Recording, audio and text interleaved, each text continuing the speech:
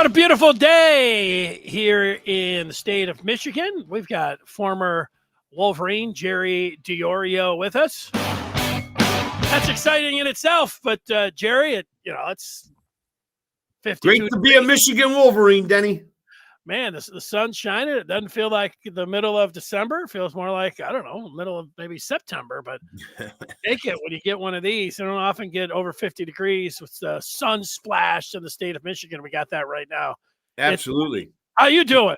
I'm doing great. I'm fantastic. Looking forward to this game and going out to the Rose Bowl, actually, Denny. Going to go see Going out to the Rose Bowl. I like to hear that. Well, we will maybe have to touch on that.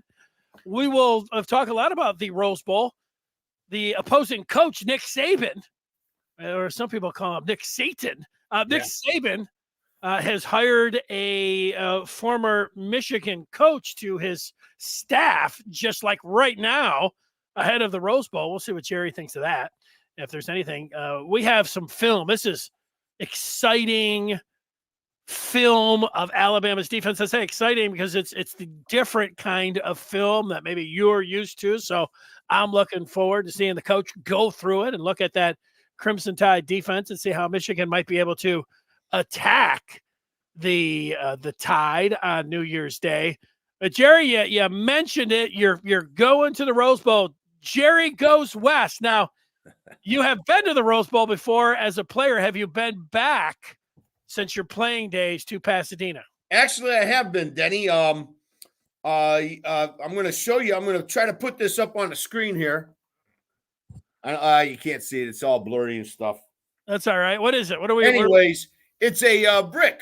My kids bought me a brick, and it's all around the Rose Bowl. All the guys that played in the Rose Bowl have an opportunity to buy a brick and cement it in the team with your where you're at. And I was fortunate enough to go out there a couple years ago to visit my daughter. Hit a eagle on a par 4 on the Rose Bowl golf course. That was something I was really proud of. But I got to see my brick, and it's really something special. I mean, the whole surrounding of the Rose Bowl, they have these bricks laid out, and they have the teams separated and all the players under those teams with the brick. And my kids got me that brick, and I got the chance to go out there and see it and play the golf course. And beautiful area. Beautiful area. What a story. Have you ever had an eagle before? Never had an eagle. Had a couple close ones, but never had an eagle. And it was just happened to drive right up close to the green. It was a short par 4, about 315, and drove up close by the green, chipped one up, hit the pin, and dropped right in. And my daughter couldn't believe it. I have witnesses. That's always good. I hear it's different now, but I used to hear stories. I went to 2004 Rose Bowl, and they would say, so a lot of stories about people getting lost and having to walk around on that golf course and not being able to find your car. But I think they've done a lot better job of lighting up the surrounding area outside the Rose Bowl. You go in there and you just think, this is so beautiful. You're not even, and then afterwards it's dark and you get out there and you're like in the canyon. You don't know where the hell you're at. All right. Exactly. Right. Yeah, Denny, to be honest with you, I got to be honest with you here. Not the greatest golf course in the world. Okay. I was a little bit disappointed in that, but it was just great playing it and just enjoy being out there and playing it. Well, it can't be too bad if, you're hitting a shot, you look up and you see the Rose Bowl. And absolutely. You see the mountains on the right or, the rolling hills on the left, from what I remember, palm trees all over the place. I don't know. It must be pretty bad if you can't say it's great with all of that going on. Yeah, exactly. It was the course itself was not the greatest. Let's put it that way. It wasn't bad, but it wasn't the greatest. I was a little bit disappointed with that. But the surroundings, I mean, how could you beat it? Yeah, like you said, mountains all around you, the Rose Bowl in the background, just a neat whole area, and can't wait to get back out there. Yeah, well, so Jerry, your first trip into the Rose Bowl as a player, you win the Rose Bowl for Bo. Bo had not won a Rose Bowl, so you were a part of that team. That's one of the cherished wins in all of Michigan history, and certainly one that's right at the top when people are, if you're old enough, you remember. I remember, Bo going 0 for the Rose Bowl and having to hear from him, oh, Bo can't win the Rose Bowl. And then when he did, it was such a celebration. Everybody felt so good for Bo, for Michigan. It was such a great accomplishment. It was just an awesome. It was an awesome victory for the build up and everything else. What do you remember about right at the aftermath? I can remember the couple players picking up Bo and carrying him off the field. I was in there. You were in there carrying him off, huh? I was in there carrying him off, help carrying him off. Yeah, absolutely. Denny, what I remember is that whole year was a fascinating year. We were Michigan was coming off a Gator Bowl loss to North Carolina.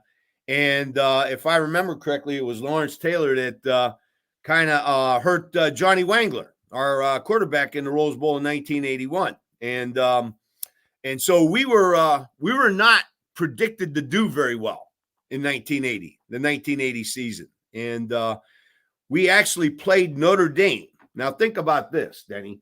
Michigan, Notre Dame, it was not televised. And the reason why it was not televised was way back then, you could only be on TV 3 times. Well, they didn't have any problem getting Michigan on TV 3 times, but Notre Dame, they thought they had 3 better games than the Michigan-Notre Dame game.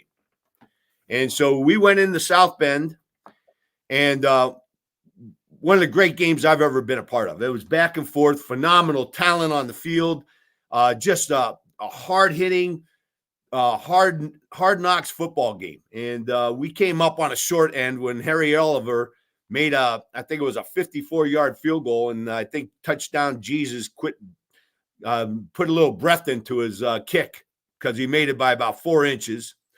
But that game was not televised. My point, we were so bad going into the season that game was not televised. And the next week we lost to South Carolina and the eventual Heisman Trophy winner, George Washington Rodgers. From that point on, Denny, we went on a winning streak and beat Ohio State in Columbus.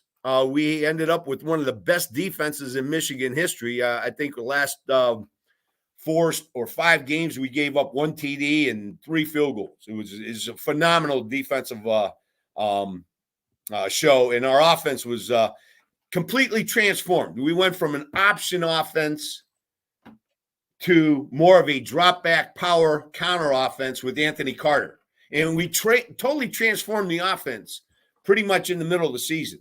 And when we did that, Wangler and Carter just exploited people all way back then. And we went into the Rose Bowl at 9-2 and beat Washington 24-6. And the next year, we ended up winning the Bluebonnet Bowl on December 31st. And if I remember correctly, that was the first team to win 2 bowl games in 1 calendar year. Please check me for my facts, but I'm pretty sure that was the trivia question at that time.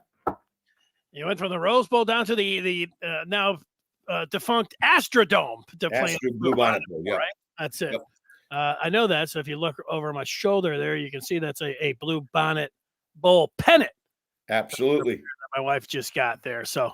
How about that? Those are good stories there. I don't know if you've ever heard the Ufer call of that field goal. Notre Dame hit a couple. I know Reggie Ho hit one, but I think the one you're talking about, Ufer was like, it missed. And then he's like, no, it did. It made out. Wait a sec. And then, it's up. It's no good. It's good. No, it's no good. It is good. Something like that. The story is touchdown Jesus sent a little breath. Yeah, that was it. The wind picked up and he kicked it over. So, but it was a great year, great experience. Winning that Rose Bowl, just totally different experience. I mean, you just it's hard to even describe the thrill of winning the Rose Bowl and playing out there, and it's something at the time you don't appreciate it as much, but it's still a thrill. But now you look back and it's just one of those special lifelong moments. You're gonna get down there. You're gonna go to the Rose Bowl parade. Is that something that's on the? We're gonna see about that, Denny. You still got to wake up on the morning, so you got New Year's Eve the night before, so you got to wake up in the morning. We'll see about that. Yeah, no, I know. I know. Like I didn't go. I've watched it on TV before, and it looks great there. But it's a different story getting up at 5, 6 o'clock in the morning. Absolutely. But because it is actually New Year's Day, so you do stay up a little bit later. Yep. Well, Vinny, Denny, we're going out. Originally, I said if Michigan goes to the Rose Bowl, I'm going because my daughter lives out there. Now she lives in Redondo Beach, and we're going. My former roommate Vinny DeFelice and I are going to hang out in Hermosa Beach for a couple of days, and then we're going to go to Pasadena for the game. So we're going to be a little bit away from Pasadena, about an hour away from Pasadena. That's what I'm saying. It might be a little bit early morning to get up there for the parade. Yeah, well, it sounds like a great trip. Already, I do know that the California traffic, but it's not as bad on New Year's Day. At least, right. That's you have the 6 lanes and you're driving out there. You're like, wow, man, right. This is something else. With nobody else on there. All right, Jerry, before we ask you about the news with Nick Saban going out there and making a hire, we do have a little bit of breaking news from today, and that is Michigan has gone out and they have offered a wide receiver, a 6'4" wide receiver from Wake Forest, Jamal Banks. If you've been paying attention, I know Michigan fans have been. There is another wide receiver that they're interested in out of the Big Ten, out of Indiana. He's 6'5", so they are looking for a bigger framed wideout, seeing if they can add either Banks and or the IU wideout. You get some ties here with Banks. It's been pointed out. We'll get to that coming up. Trevor McHugh from the Maize and Blue Review points out that Banks makes a lot of sense with his big body, good numbers the last 2 seasons for the Dinkin Demons. He also played at St. Francis with Wolverine Derek Moore and the linebacker transfer target, the linebacker out of Maryland, Jason Barnum. So, Barnum is he is considered one of the top 10 if Pro Football Focus ranked transfer portal targets or transfer portal players that are in the target, and he was in the top 10, talking about the linebacker from Maryland and the wide receiver from Indiana was in the top 25 there too. So, all of this, you got that target of Maryland. So Michigan, even though they're playing, they're recruiting, and you got signing day coming up, and they're also working that transfer portal as well. You got to do all that. It's not just sitting around, right? Going to the beach, and hanging out. Absolutely. They got a few different things going on. So we'll see who they're able to add. Denny, when you say all those names, they all played at St. Francis. Is that what you're telling me? I'm saying the linebacker from Maryland and Derek Moore and the kid that's from Wake Forest did, not the Indiana wide receiver. So 3 of those guys. So Denny, again, my son is at Western Michigan as a grad assistant, and the first game they had this year was against St. Francis. And I wasn't sure how Western was going to be this year. And I thought they were pretty competitive. They had 3 or 4 Power 5 games against Iowa and Syracuse and Mississippi State, and I think there was one other one. But St. Francis was another non-conference game that they had. And my son was very worried about them because the year before, the 2 years before that, they were one of the top teams in Division I AA, the FCS. And now I was a little disappointed when I saw them this year because Western took them apart pretty good. And I'm like, Anthony, what happened to all this team? He goes, they must have hit the transfer portal. And now you're telling me, the St. Francis, that's the high school. I don't know. Is that the same as the? Oh, okay, Denny. I'm sorry. I don't know. I know there's the college and there's the high school because Derek Moore went to the high school, and I think with the tweet that we're looking at here. My bad, Denny. My bad. That's all right. Those guys all went to the same high school. Well, that would have been something if they all went to the same college. But there's a couple different St. Francis's in there. That's all right, Jerry. I wanted to see what you thought There's some people, don't think this is a big deal at all. Some others think it might be a little bit of a big deal. Nick Saban goes out and hires former Michigan linebacker coach George Helow. And so he is now an analyst on the Crimson Tide staff. What are your just general thoughts before I get any specific questions to you about Saban hiring a Michigan coach? Is it because he's a Michigan coach? What do you make of it? Couple things. First of all, Denny, like the sign decoding BS, it's not a big deal. Coaches get hired all the time. Nick Saban is doing what he does. Okay. Remember what I told you last week, Denny? I learned everything I needed to know about college football from 2 visits with Nick Saban. One from West Virginia and the next day from Ohio. That's all you have to need to know. There's no loyalty in this business. There's very little loyalty in this business. You got to take care of your family first and foremost. Nick Saban is doing what he thinks is going to beat Michigan. Everybody in the country has a decoder and a decoding system in their administration. And what I'm saying, Denny, is this is no big deal, just like the Michigan decoding BS. It's not a big deal. Coaches go let's look at third base. Why was he hired into Ohio in the first place?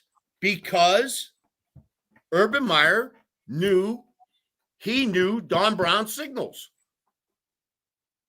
This happens all the time. You can't police this stuff. That's the whole point.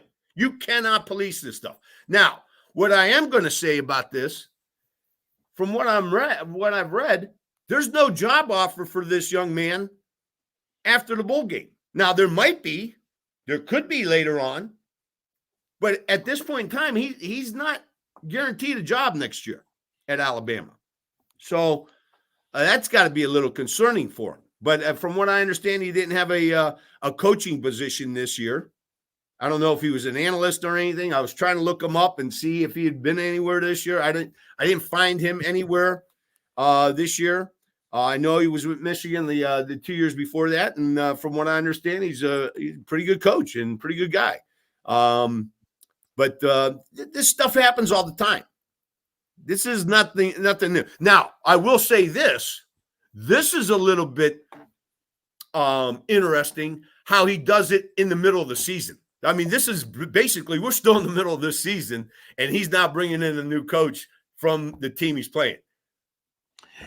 Yeah, that's kind of funny. That's kind of interesting. I want, the mind games that go on with coaches and everything. I think I would put this in the category of more of a psychological advantage. Some of the fans are like, wait a second, I don't know. It's good to hear from you, say, no, tactical advantage. I remember it happens a lot in the pros. Bill Belichick, he's getting the Jets cut somebody, and Belichick picking them up, that week when they're playing the Jets. That's just a couple days away, and Belichick will do that. And so you got to change some things up. Harbaugh, if this was a coach that hadn't been through anything like this, then you'd say, I don't know, maybe he's got to lean on. But Harbaugh understands what needs to happen. What they need to do. I do think that I find it interesting. Guys like Saban and Harbaugh to, just to sit around and that he's asked Helow all about, what did you know about the decoding? I would bet that he is asking him, people are thinking about the signs or, certain plays. I bet that has nothing. I think Saban's in there saying he wants to find out what makes Harbaugh tick, What are these practices like? What's this new scheme? What was really big? It reminds me a little bit, back in World War II when you had Eisenhower and Rommel. These guys. You had the general and the field marshal, and the Rommel, the German. He wanted to know everything about Eisenhower. And what's he thinking and all this. And this reminds me a little bit. Saban's trying to figure out just like, what's Harbaugh really trying to do here? But, that's just how I see it. He might be able to glean a little bit of something like, all of a sudden he'll wake up and say at 3:00 in the morning or and he'll say, you know what, Harbaugh going for a walk at 4 a.m. and calling his coaches to put a defense in at 6. That's something, I don't know. So that's what I think about it. Well, yeah. He's going to pump this guy for every piece of information he can. Denny, you've heard me talk about it. You've heard Scar talk about it. We have studied Sun Tzu at least a little, if not a lot. And when I was in coaching, when I got my head coaching job, my first head coaching job, that was the first book I took out and read, because Sun Tzu talks about battles and wars and how they're won and how you win wars. And he talks about winning wars before they're fought and the preparation. But one of the major things he talks about is utilizing spies and double knots and getting information. That's what this is all about. The more information you get, the better you are. Remember Gordon Gekko. Remember his famous line. What's the best, most important? Greed. It's information. It's gathering information.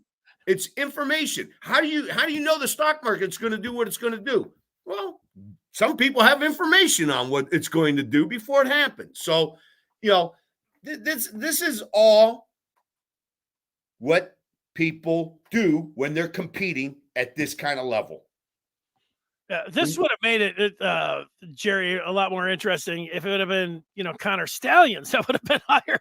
That would have made it, or even Partridge, but for Helow. But yeah, that would have been something if he would have hired in. If he had hired in Stallions. All right, so yeah, not that big of a deal, right? Listen, is he going to get some information? Yeah. Okay. It's our job to switch it up. That's our job. And is it a big deal? Some might say that this all happens. It happens. You have to prepare for it. You have to be ready for this kind of stuff. And this is just being a competitor. This is what you do when you're competing. I'm with you on that. All right, let's get some film up here. I want to say. Wait, what was that last quote, Denny? If somebody was quoting Sun Tzu, I think. Oh, were they? It was Aaron. If you know the enemy and know yourself, you'll need not fear the result of 100 battles. Absolutely, Aaron. Good quote. Way to throw that one up there, Aaron. Now, I don't know if Josh and Trevor and Seth and all the boys will be able to quote some of these top war passages, but when it comes down to finding out interest in the transfer portal and recruiting and news from practice and the Rose Bowl for football and basketball, these guys got it down. And to get that information, you join up the Maize and Blue Review today. You don't have to be last when you're thinking about what to get the Michigan fan in your life. This is what you get them. You get them a subscription to the Maize and Blue Review, and they will love you 1,000,000 times more than they do right now. This is an absolute easy gift and one that they are sure to enjoy. And if you're not a member, well, why don't you hook yourself up with a Christmas present by going to michigan.rivals.com. Good job on that. Now, we want to thank, as we get ready to watch a little film, Quick Cut Video and Analytics. Thanks. So Jerry is going to walk us through and talk a little film when he's ready.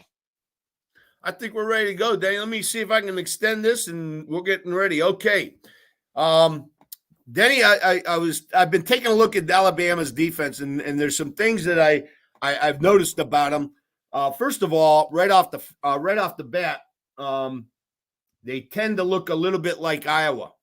Where what I mean is they don't tend to blitz a lot. They tend to stay in their base, play zone behind it. They will walk up these corners. They will walk up these corners tight, and I'm going to show you where I think we have to hit them on some passing games, on quick outs and back shoulder fades and that kind of stuff, because they're so tight and they are man. Their eyes are are on the man. And once this guy stops, they're a little bit out of position, kind of like the Iowa game where CJ was making some plays on the outside. I think the same thing is going to be available to us here against Alabama. This guy right here. What's his name? Number 2, Caleb. Where is he? Caleb Downs. Number 2. He's a freshman. He is their leading tackler. He tends to go to the wide side of the field or the multiple receiver side of the field. And I think this is the guy, kind of like Castro from Iowa, that makes his defense tick. I think this kid is a good ball player. He's quick on his reads. He seems to be the quarterback in the secondary with this team, and he tends to make this defense go a little bit. Couple things here real quick on this play. Here is Georgia going from a balanced side. 1-2, 1-2. Basically 2 receivers on both sides, Denny. What they're going to do here is they're going to motion from the balance to a 3-by-1, which forces it now Alabama to change up their coverage a little bit. I think that this guy, number 6, is wrong. I think he should have walked up a little bit more on the tight end for Georgia, and he would have been there. Now, this is what concerns me a little bit about this Alabama team. Watch this linebacker right here. He's going to step up and clap or do something to get these defensive linemen to what we call stem. They're moving the defensive line. This can be very, very bad for offensive linemen. Offensive linemen, backs, tight ends, they can move when these guys stem. That's hard to keep your water and not move. And so watch Alabama. Watch this linebacker right here. See how he moves them? Yeah. I mean, that is very, very aggressive right there. I mean, they're trying to get those guys off sides. And so now Alabama goes from what looks like an old Okie defense. Okie defense meaning head up on the nose, 2 on the tackle, either inside or head up or outside, 2 linebackers, and stand-ups, okay? And so that's what they look like at the beginning. Now they shift into what is known as Eagle. That is an Eagle defense where you have an A-gap player on the one side, a B-gap player on the other side, a 2-eye technique, a 3 technique, and you've got 2 5s out here with your linebackers in their position, okay? I think that Alabama is keying that H-back with their linebackers. Not as much on this one because the back is to the H-back. But when I seen the back away from the H-back, I think these linebackers are really keying hard on the tight ends and the H-backs. Back and tight end, the same side, not so much keying. But later on, you're going to see where these linebackers are hardcore keying on those H-backs. This kind of pattern could be effective against this team. This kind of pattern, these kind of formation and movements can get this team maybe out of position a little bit. And I think this could be a good game plan. Short, quick passing game, getting the ball out of JJ's hands quick and get him into space. Get Okay, it to now Colston here we have. Get it to Colston Loveland. He can do a little bit of a Brock Bowers impersonation. Absolutely. Oh well, yeah, absolutely. Him and Barner, both. Yeah. Barner. I'm not going to have our tight ends take a backseat to anybody. I think our tight ends are just as good as anybody out there, and they've been having a great year. So here it is, Georgia. Now they're going to go from a 3 receiver side, which is the strength over here, and they're going to move over to 2-by-2. Now here's number 2 again, Denny. This is the quarterback of their team. As soon as he sees the motion, he's notifying over here.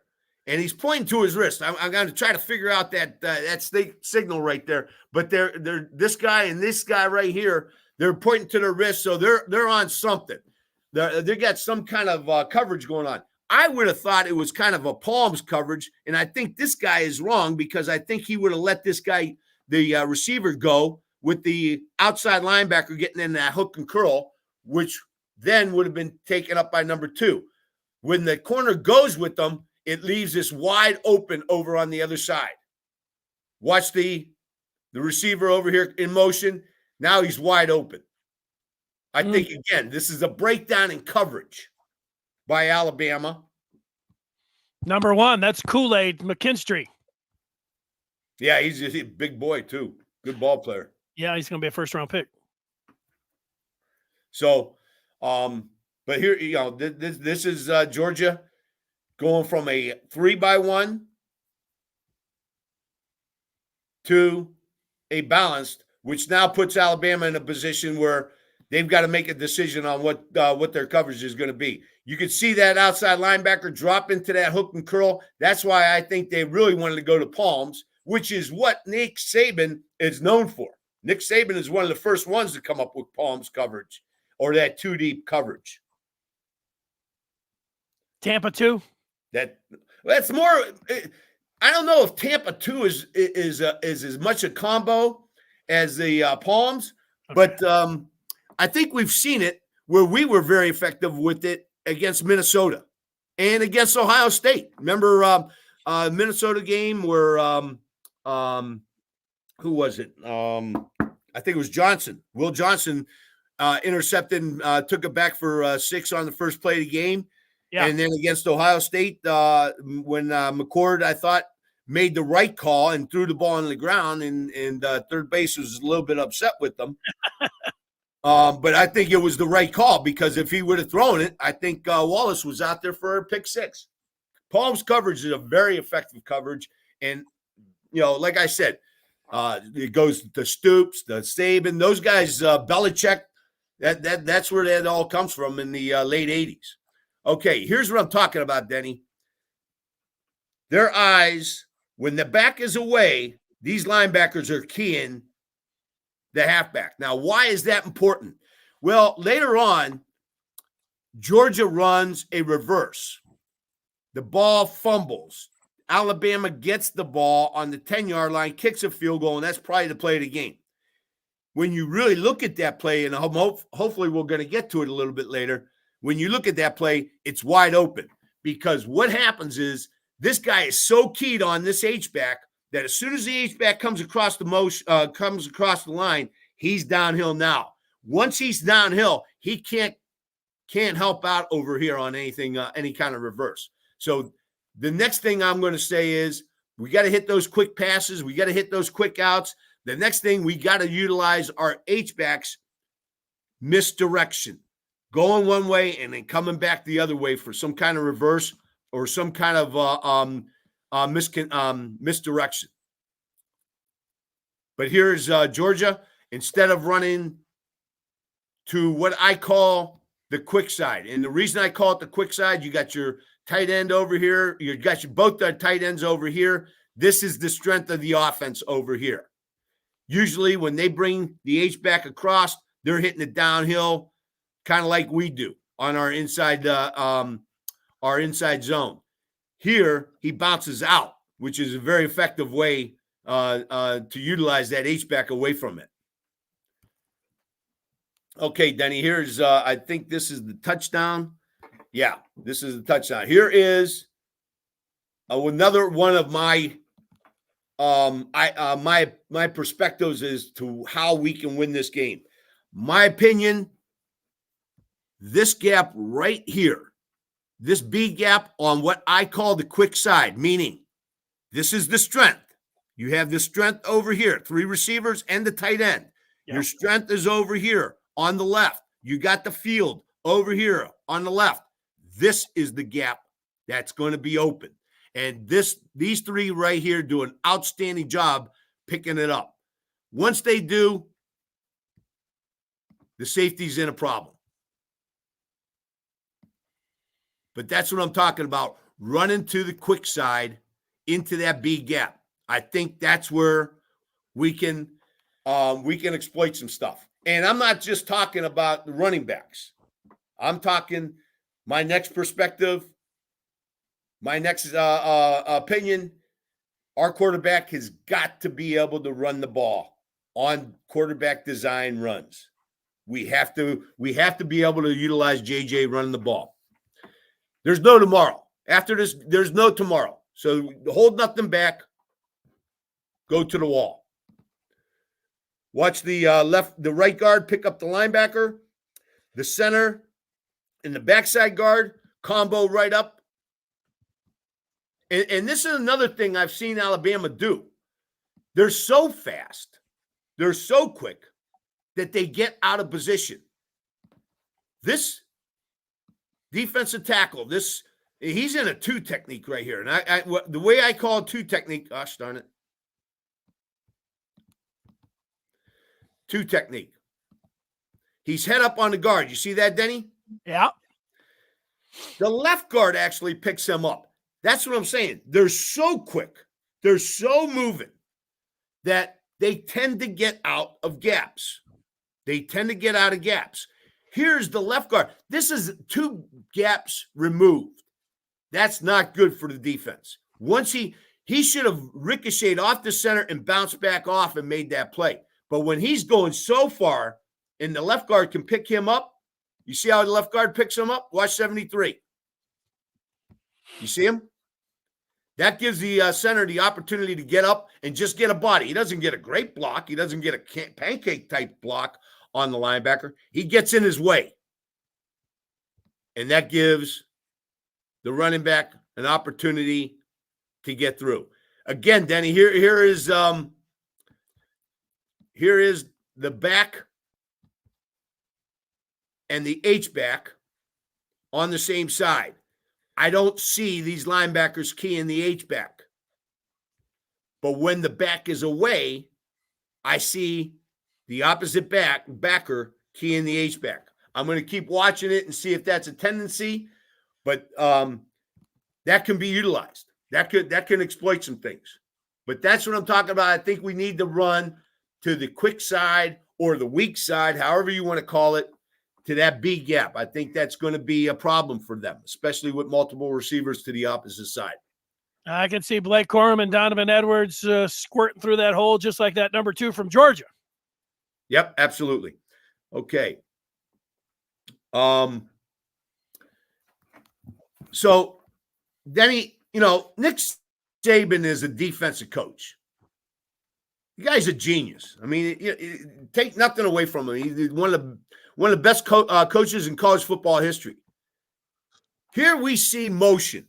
Now, when you see a DB going with motion, you're typically thinking man. Right. That's what most quarterbacks are taught. You see this guy going, it's man. What's the disguise in Alabama dropping back into zone? Watch how they do this. Now they're in zone. You see it? He's not going with here. He's here. He's got this outside. You got the hook to curl underneath, and you got the DBs back. So this is the kind of stuff that we've got to be ready for. We've got to be ready to address this, where they're disguising their coverages so nicely. Another key, I think, to winning this game, Denny, like I said, hitting quick, short passes, but also checkdowns. Watch the running back get wide open. It's not going to be much. It might be 4 or 5 yards, but it's better than nothing, and it's going to bring those linebackers up that we can now hit crossing patterns behind them with Wilson and Johnson. But we've got to hit those check down patterns to our running backs. Watch him come wide open here. Bang. Look at how much room he's got with these deep drops by the linebackers. You see that? Yeah. Get him the ball. Let our guy get in space and run. But there's nothing behind it. Once you realize that this zone, I think the best thing is to drop. check down to the back. He does the next best thing and throws it away.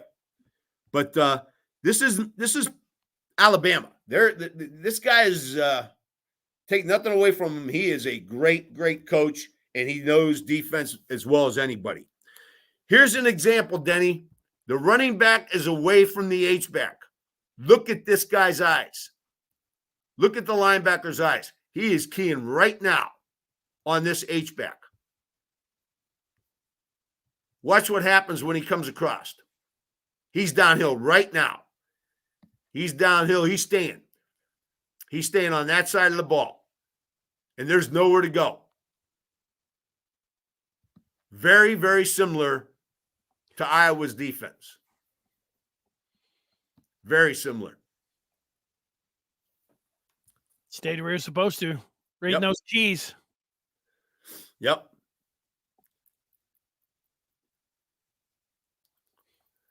Okay. Again, keys are bringing them to the ball. Denny, you remember I said number 2 typically goes to the wide side in the multiple side field? Here's number 2 right here now. Okay.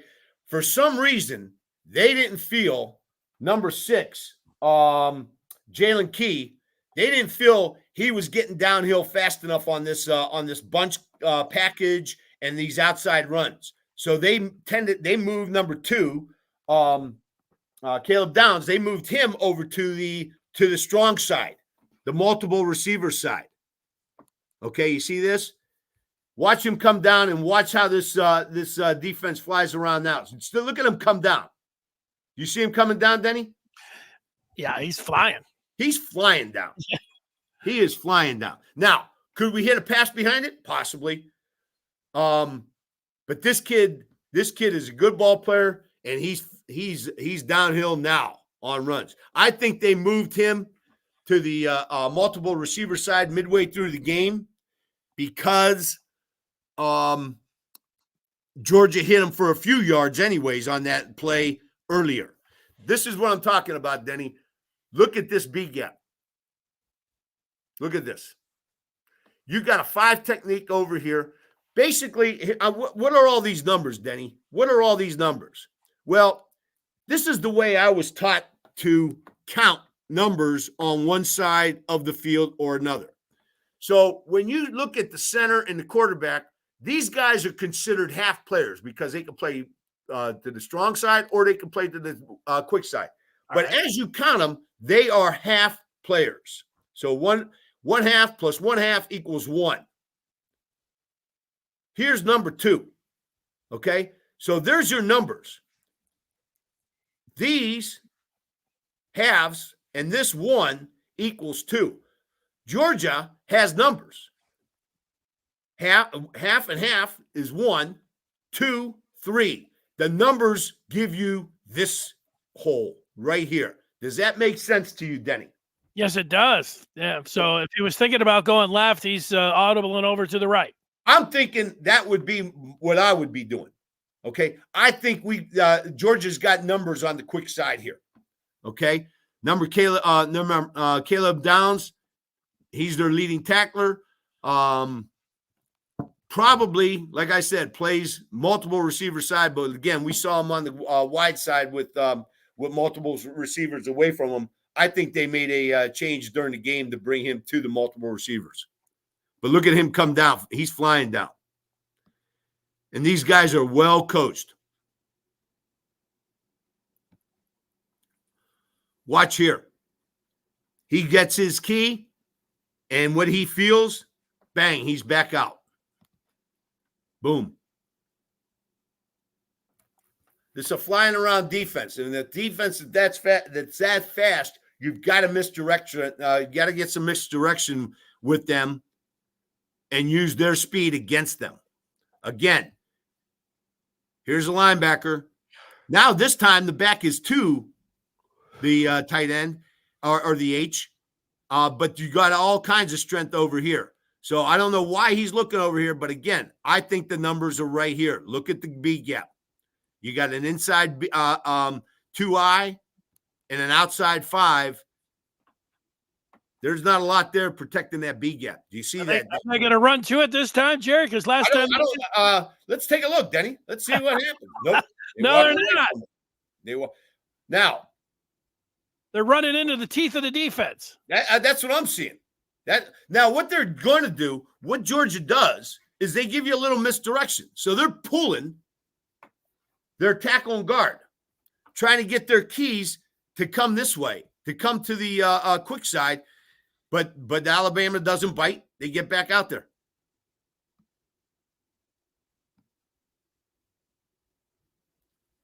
So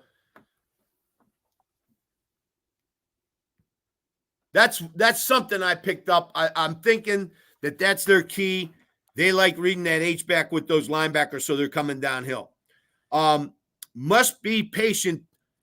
We're going to get 3 and 4 yards at a crack, and we got to be happy with that a lot of times. We've got to be patient with our run game, get those 4 yards, stay with the run game, in my opinion, and hopefully those body shots are going to become bombers later on in the game.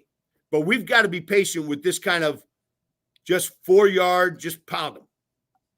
Just run right down. You know the old adage, Denny, you don't run away from speed, you run at it.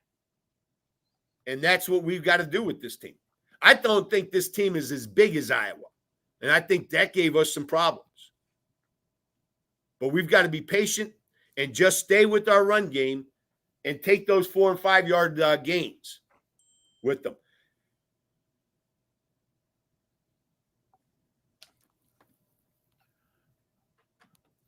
All right.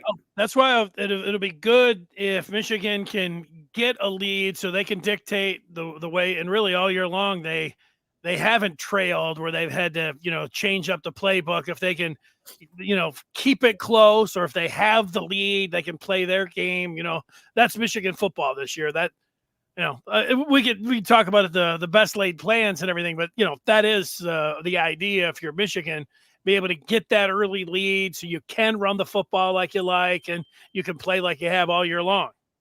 Denny, we have done an outstanding job playing to our strength versus our opponent's weaknesses all year long.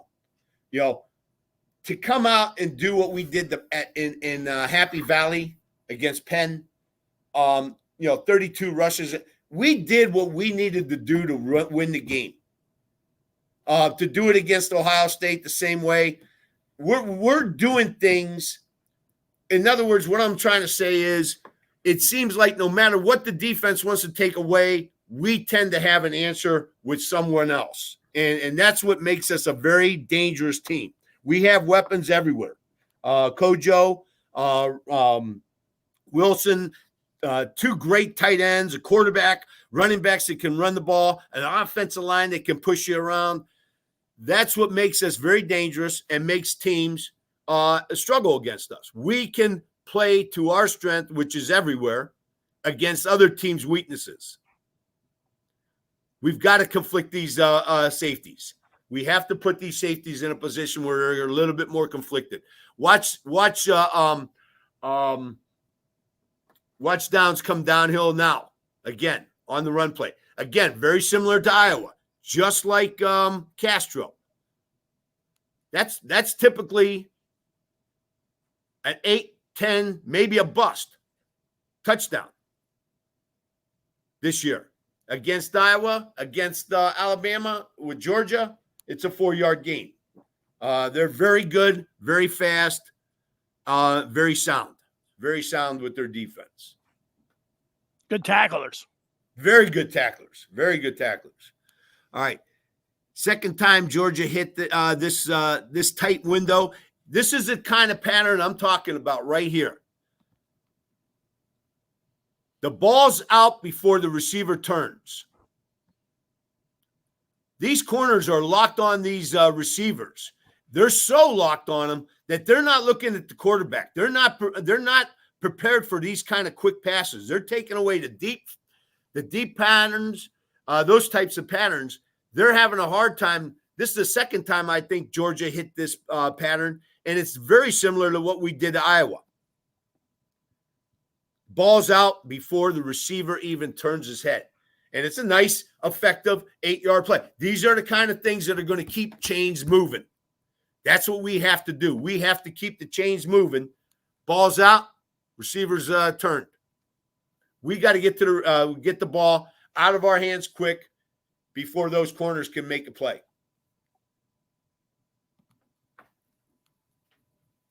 Again, there's Alabama stemming, and they want to do that.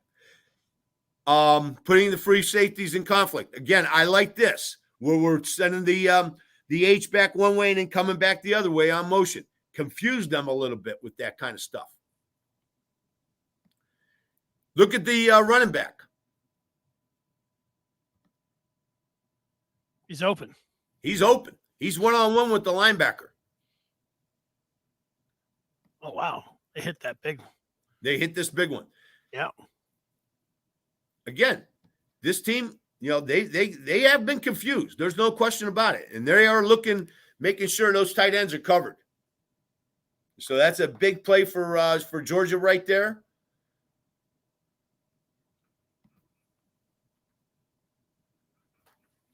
And Michigan can flood a side of the field with a tight end that can run that corner down the seam and get that safety.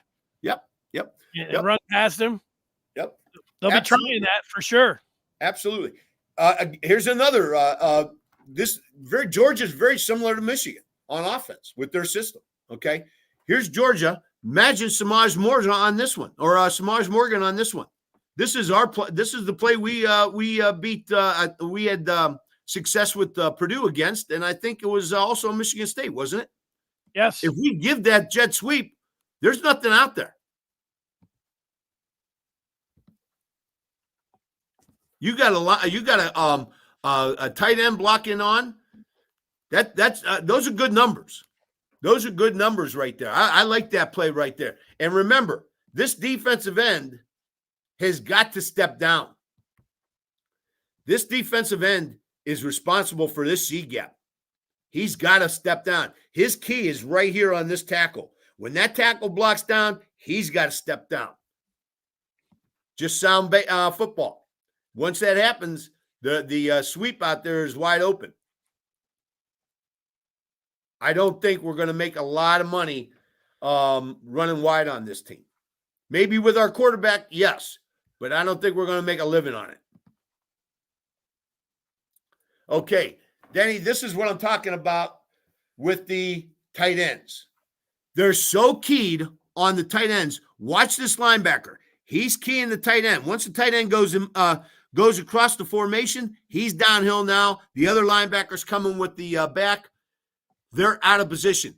This is a touchdown if this ball is handed off. Must win the turnover battle. You see it? I do see it. Here's a real-time question for you, Jerry. That's a touchdown right there. Go ahead. Nearly every team got 20 points on Bama, so they have to have some repeated weaknesses. What do you think that weakness is? A few sleeping plays or what? Well, he's talked about that a little bit in here. As we looked at. I think taking advantage of their speed, running at them, and some misdirection like this play right here is going to be the kind of stuff that's going to get them out of position. Those quick patterns to the wideouts when those corners are tight man on those wideouts. Those guys are man. Their eyes are locked on those receivers. Those out patterns with the ball out before the receiver even turns have got to be effective. If we can do that, we're going to be okay. If we can hit underneath their linebacker drops, I think we're going to have some success there. But and this kind of stuff right here, this is a touchdown. Who's out here making this play? Look at those linebackers. This guy right here, I'm going to go back. Do I have it? Yep. His key is right here. So both linebacker keys are sending them over to the boundary, to the boundary side of the field. Once the tight end comes across, there's nothing left. Look at that. he gets that ball to him, I don't see anybody stopping that play right there. And I think that's a problem for Bama. Watch it from behind. Watch these guys. Watch their eyes. Look at him. He's dead on the H. He's dead on the back. Okay? Almost cross-keying almost. Watch them fly to their position when they see their initial read. Boom. They're downhill now. They're not thinking about the other side. They're not even thinking about any kind of counter or anything like that. And there's nothing there. That's a touchdown waiting to happen. I don't understand why they messed that up. The ball was right there, and, it wasn't like too high. It's like he wasn't expecting to take it almost, the wide receiver. I don't know. That's what I saw. That's what I saw right there, Denny. Exactly. Okay. What do we got here? Underneath the zone. Watch these linebackers drop. Look at that. You see the cross? Yeah. You see that shallow cross? They're not big plays. They're body blows. They're body blows. What do body blows do? They bring down the arms. Now those linebackers start, they don't drop as far. Now behind the linebackers are open. Now those safeties got to start coming up. Now we start hitting them. Now we might be able to hit one behind them. But underneath the drops, I think that's an underbelly for them. I think they got a problem with that.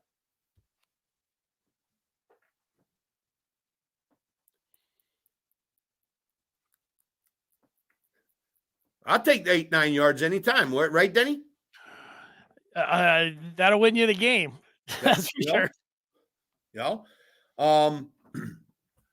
Route concept. This is almost like I used to call this a chief, because I wanted my inside guy to go deep and underneath it with my number 2 or number 3. I would either go deep and underneath with 3, or I'd go deep with 1 and now number 2 underneath. But this is an effective pattern on Bama. They tend to give outside leverage, meaning they give some open middle of the field plays. You see that linebacker? He should be thinking hook to curl, but they're so afraid of that tight end that they're staying on him. He's not going to pass him off until he knows that safety is with them, and he's just a step late. That's all it was. It wasn't much, just a step. And the quarterback delivers the ball, and they're on the 1-yard line. Yeah. Getting a linebacker on Colston, Loveland, or Barner sounds like a pretty good idea, too. And then running Wilson or Kojo underneath it. Yeah. I think it's very effective. I think it's a very effective pattern. See some of that.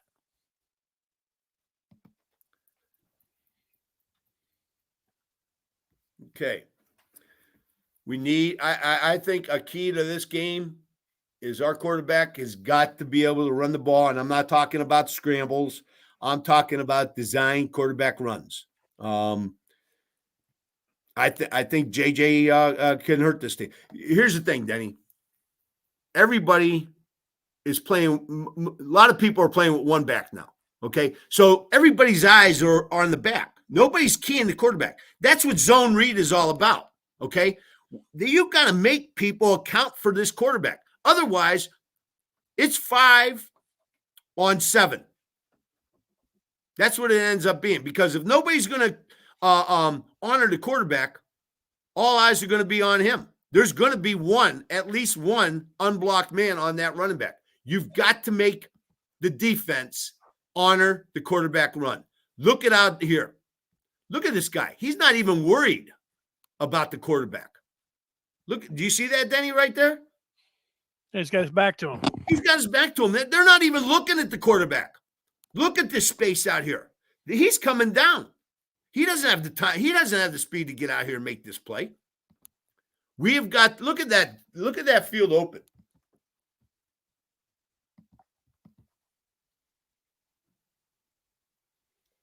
We have got to be JJ would have level. taken that in. JJ could have taken that into the end zone. Absolutely.